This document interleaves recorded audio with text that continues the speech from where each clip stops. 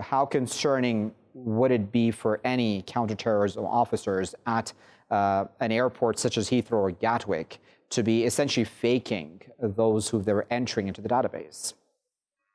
Look at the timescales, and you look at when the book was written, when he was serving, and you look at the developments now, because 2013 was a watershed moment. We had the David Miranda case that was linked to Glenn Greenwald and Edward Snowden. Glenn Greenwald was the journalist who was dealing with Edward Snowden, and David Miranda was returning back to Brazil via Heathrow, and he was stopped under Schedule 7. There's been other developments. There was the Sylvia Bagel case, also looked at issues. So they looked at issues of detention, period of detention.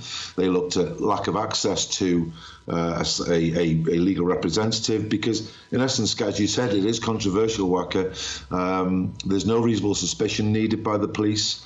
You must answer the questions. There's no right to silence. You must pass over passwords and so on for electronic devices. But there were changes from that, and there were changes to Schedule 7. It has been controversial, but I think if you're looking at the period where there were targets, I think those targets now have gone. They've taken them away. And yes, it was initially looking at, as you said, targeted flights. I mean, I remember one of my PhD students was returning from Pakistan.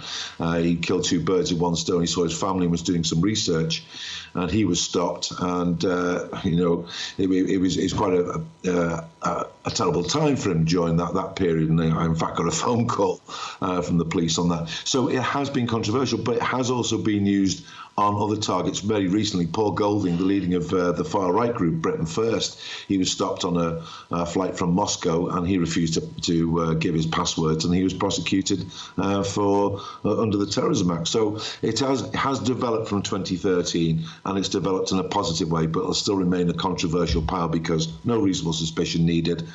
Normally, there's no legal representation for the first hour because of logistics, really, halting an interview that could be over and done within half an hour, and having to and no right to silence. So it will remain controversial.